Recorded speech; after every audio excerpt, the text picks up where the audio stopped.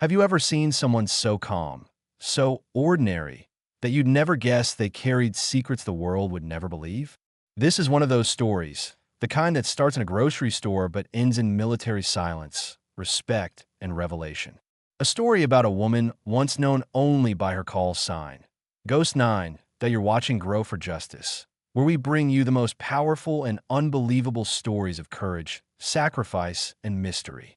Don't forget to subscribe right now and tell us in the comments, where are you watching from today? Because this story will remind you that true heroes often walk among us, unnoticed until fate decides to reveal them. That it was a quiet Saturday afternoon in San Diego, California. The grocery store was half full. Family shopping, kids tugging on carts, and background music humming through the aisles. Nothing seemed out of the ordinary. But then, something caught the attention of Navy SEAL Commander Ryan Hayes, a man who'd served 15 years across multiple deployments. He was used to reading people, every movement, every expression.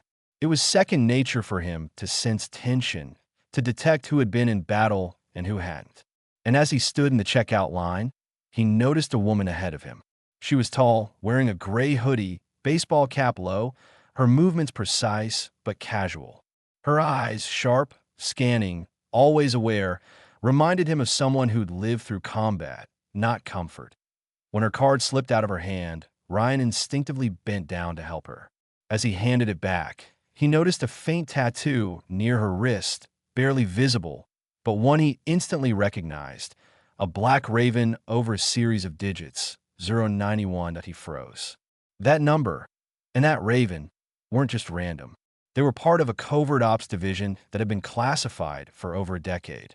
Only a handful of SEALs, Delta operators, and high-clearance officials even knew those marks existed. His training told him one thing: no civilian should ever have that symbol. Trying to keep his composure, Ryan smiled lightly. "That's an interesting tattoo," he said, hoping she'd dismiss it. But she didn't. She looked up slowly, her gaze piercing through him like she could read his whole record in a single glance. "Is it?" she replied softly, then turned away. Her voice, calm, disciplined, emotionless, made something twist in his chest. He'd heard that tone before, years ago, on encrypted comms when he was deployed in Afghanistan. There had been a voice that coordinated airstrikes, guided special units out of ambush zones, and saved dozens of American lives from half a world away. That voice had belonged to someone known only as Ghost 9. Could it be her? He followed her toward the parking lot, not to confront, but to confirm what his instincts screamed. "Excuse me," he called out. "Ma'am, can I ask you something?" She turned, one eyebrow raised, cautious but not afraid. Ryan hesitated, then took a deep breath. "What's your call sign?" For a moment, everything around them stopped. The sound of carts, chatter, even the wind seemed to pause. The woman stared at him, unreadable. Then she whispered two words that changed everything. "Ghost 9. Ryan's heart dropped. His throat went dry. The name wasn't supposed to exist anymore. Ghost 9 was the code name of a Black Ops intelligence officer who had disappeared 10 years ago after a classified mission went dark. Every record of her team had been erased, every survivor relocated or silenced. Ryan took a slow step back. "Ma'am, that's not possible. Ghost 9 is gone," she finished for him. "Yeah, that's what they said." Her tone wasn't bitter, just tired, like someone who'd accepted being erased. Then Ryan did something he'd never done in public. He pulled out his phone and dialed his commanding officer. His voice was low, trembling with disbelief. "Commander Ellis, it's Hayes. I just ran into someone. Code Raven 91. She says her call sign is Ghost 9. There was silence, then a sharp intake of breath from the other side. "Hayes, do not engage.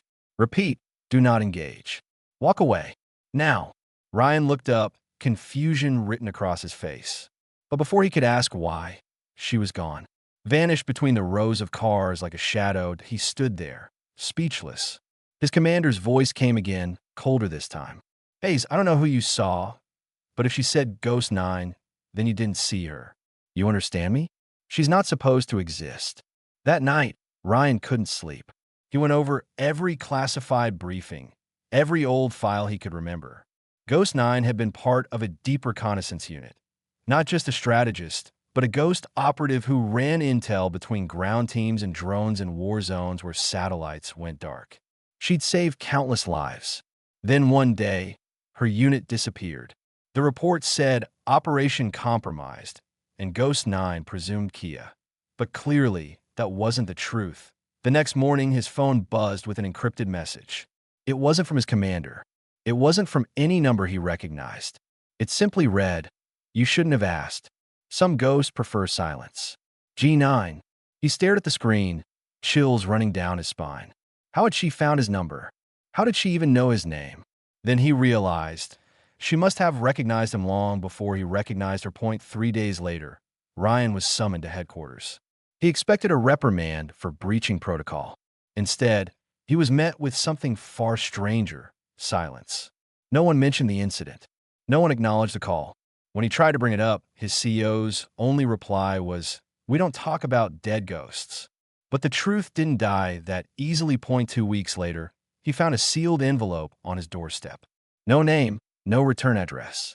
Inside was a single dog tag, black steel, engraved with one word, Ghost 9, and below it, the same raven symbol.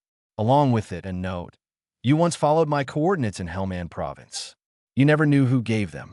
You got your men out alive because of me. That's all you need to know. Keep doing your job." G9. Ryan's hands trembled. He remembered that night vividly. A near-fatal ambush where an anonymous comms officer had guided his team to safety. He'd always wanted to thank whoever that was. Now he knew. Months passed, but Ghost 9 became more than a memory. Ryan began receiving quiet signals. Intel drops that prevented missions from going wrong, warnings before dangerous deployments. Every time the data checked out, it was like someone invisible was watching over them.